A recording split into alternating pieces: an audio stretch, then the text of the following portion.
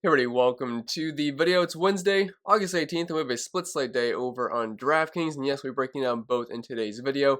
We have a 5-game early slate, a 10-game main slate. The early slate definitely caters to the bats. I mean, it should pop off in course today. We have a 14-team total. The Reds look really good. But on the late slate tonight, we have one of the best pitching slates that I can remember in quite some time. I mean, just look at the list here. We have a lot of pitchers to talk about. There's lots of fantastic options, but I'm definitely looking forward to breaking down both today. And if you do find this video helpful in any way possible, please leave a like, subscribe to the channel if you haven't yet already. If you want to take that one step further, become an official member over on Patreon. Link is down below in the description for that. And last but not least, this video is sponsored by Prize Picks. I'm sure most of you know what it is by now, but if you don't, it's daily fantasy sports simplified. Just you versus the projections. There's no sharks, 150 mix contests, or salary cap restrictions, or anything like that. Just you versus the prospect they offer each and every single day. And as of right now, if you're a new signee over on Prize Picks, you can get a free money bonus that's an instant deposit match up to $100 when you use code CPEN and tell them I sent you. But I think that'll be it for the plugs for the most part. So without further ado, let's dive into today's video. And as always, we'll start with the pitchers, then move on to the bats. And we'll start with the early slate guys here. And we only have a few to talk about, but we'll start with Jose Berrios, $9,400 facing off versus Washington. We have a team total below 4 here. He's a pretty heavy favorite, 6K prop over in Vegas. And if you rostered the Toronto pitcher last night, Alek Manoah, you were not very happy. He finished with -6 fantasy points, gave up 7 runs, 6 of them earned. It's just crazy things can happen in baseball. This is not a good lineup outside of a couple guys like Juan Soto and Josh Bell. Even Josh Bell hasn't exactly been amazing this year. He just has some pop versus right-handed pitching. But it was an awful experience last night. And trust me, I'm right there with you. He was in my main lineup, played him in cash games.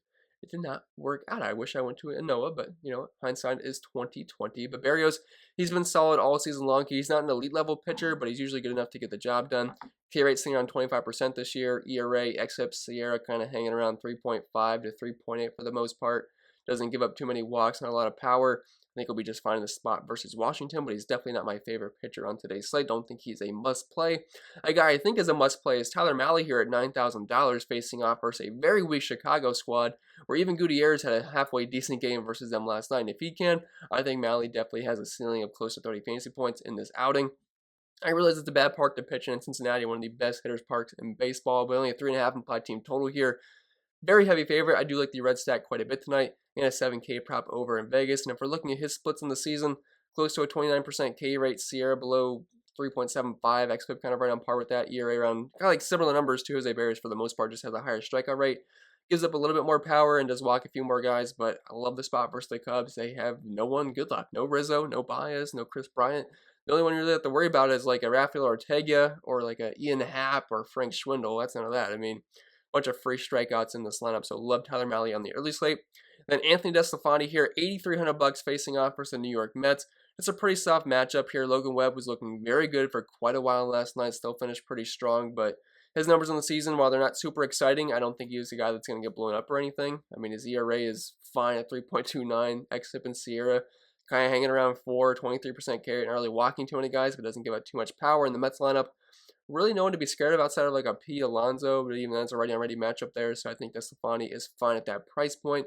I do want to mention Zach Greinke's on the slate. He's $8,100. I think he's viable versus KC. I just hate his low strikeout rate.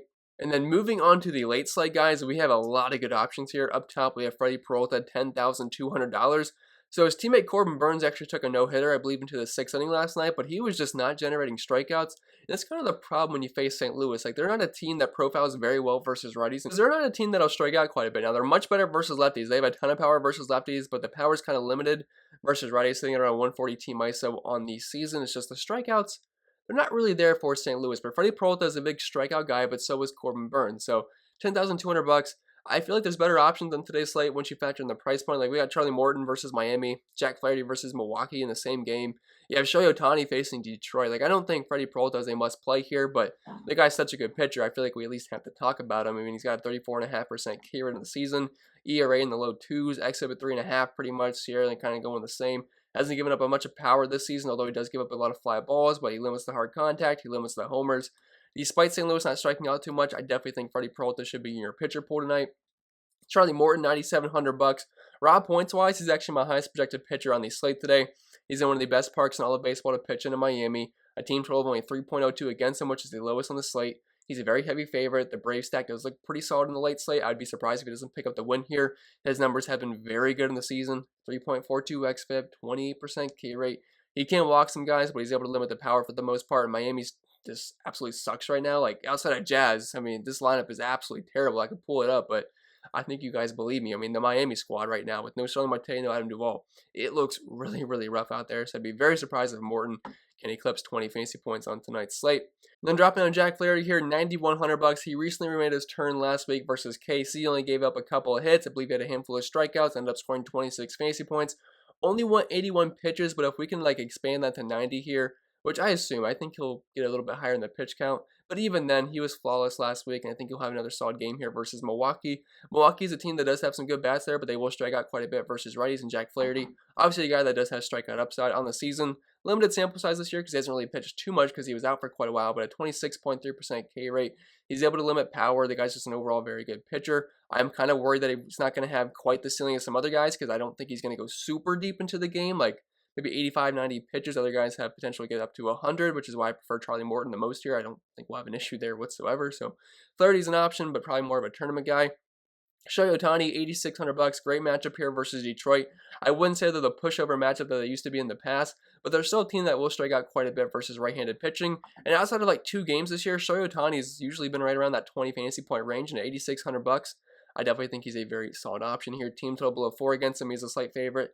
6.5 K prop over in Vegas. He's definitely gotten a lot better at limiting the walks this year. I remember at one point he had like a 20-some% walk rate and a K rate like above 30-some%. That's now kind of evened out a little bit. K rate's just below 30%, but the walk rate is getting close to single digits here. So he's definitely been improving that category. He doesn't give up much power, has a lean to the ground balls. Detroit's a team that strikes out around 25-26% of the time versus right-handed pitching this season. So I think the good times keep rolling for Ohtani. I love that price point quite a bit. I imagine he'll be quite chalky on today's slate. And plus, he's just a fun guy to roster. Then Marco Gonzalez, $7,600. He is facing a very weak Texas team versus left-handed pitching.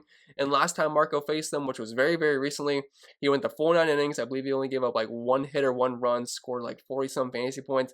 Not that we could ever expect that again. Marco Gonzalez is not that great of a pitcher. He's a guy with a next flip close to 5, as well as Sierra and only a 20% K rate. But this Texas team is pretty brutal right now, kind of similar to some other teams where they lost Joey Gallo, and they just do not have a good lineup right now. Like, there are some very, very weak bats there. They're not striking out a ton, but only a 131 team ice with the lefties, 81 WRC plus, a 287 WOBA. Some pretty putrid numbers, and at $7,600, if you need to save some money, go with an expensive stack tonight. I think Marco Gonzalez is a pretty solid SP2. I just have a hard time clicking on his name because there's so many good pitchers. It just feels kind of weird wanting to play Marco over those guys tonight. But with that being said, I think that'll be pretty much it for the pitching, so we can move right over to the bats. And starting with the early slate here, we're just going to group both of these teams together because we're playing at the same field, but it's Coors Field. It's San Diego Padres versus Colorado Rockies. We have 2 batting practice pitchers on the mound, Jake Arrieta, who's brand new to San Diego. Then we have Chaz Gonzalez on the Colorado Rockies making his return today. And we have like a 7.5 team total for the Padres here. And the Rockies, I believe, are sitting around 6.5. Yeah, 6.64 here. So, I mean, I'm loving both teams here quite a bit today. I mean, both pitchers suck.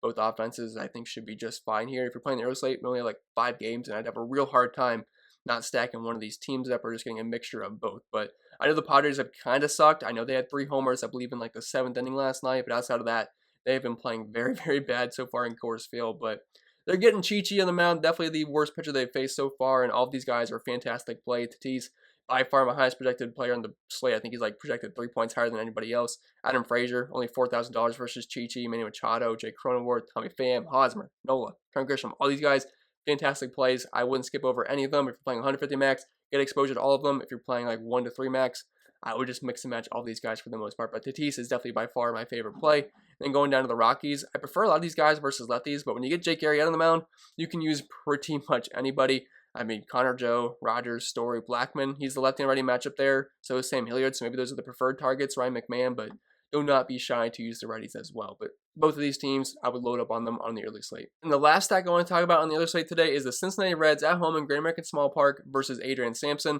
I realize it says TBT there, but it's because DraftKings has not like put him as a probable pitcher yet. Like, it's Adrian Sampson according to them, but he doesn't have like a little card listed yet. So I don't know what's going on there, but either way, we can definitely stack against the Cubs today. I definitely think the Reds can pop off. If you want to get off the chalk of Coors Field, I would recommend going very heavy on the Reds. They'll still be very popular, but they're not going to be quite as popular as Coors Field today. We have a team total of 6, which is not too far off the Colorado Rockies, and all these guys are in play for me. It kind of sucks not having Jesse Winker because I think he would crush in this spot, but even then that kind of opens an opportunity for Tyler Naquin to potentially batting second at only $2,300. So he'd be a very, very good cheap play to make some expensive pitching work with some expensive Coors bats if you want to kind of just one off a guy like Naquin today. But all these guys are fine. Castellanos, Joey Votto, Eugenio Suarez, Kyle Farmer, Shogo Akiyama, and Tucker Barnhart. They're not super expensive. So if you can't quite afford like an entire core stack and you just kind of pick and choose those guys, going with some cheap Cincinnati Reds I think is a pretty solid way to go in today's slate. Moving over to the late slate, we have a lot of good pitching options, so I wouldn't say there's a lot of offenses I love today, but I definitely like the Tampa Bay Rays here. Unfortunately, they're at home in the Trop, which is not a great place to hit, but they get a great matchup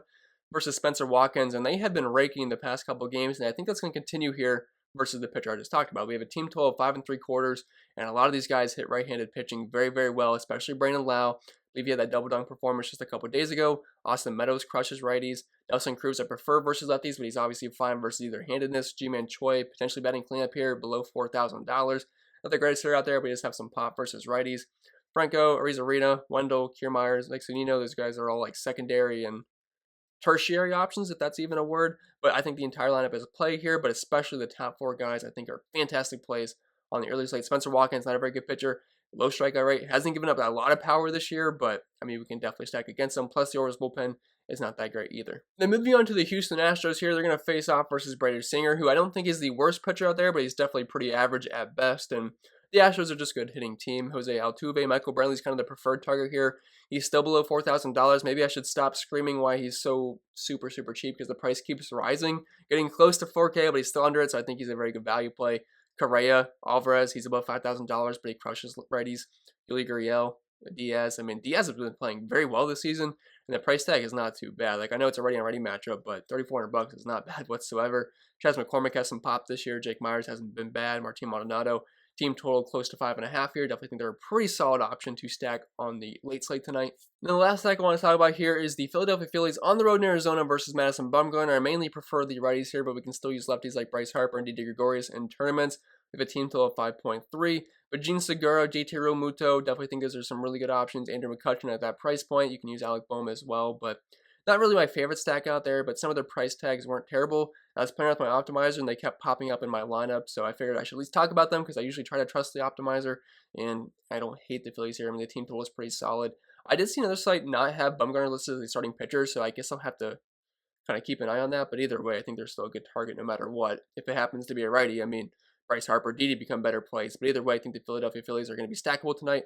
And if you want to try to get off those chalkier teams, I definitely think they'll be a little bit more contrarian. Being said, I think that'll be it for the video. So I hope it was helpful. And if it was, make sure to leave a like, subscribe to the channel if you haven't yet already. Become an official member over on Patreon. Link is down below in the description for that.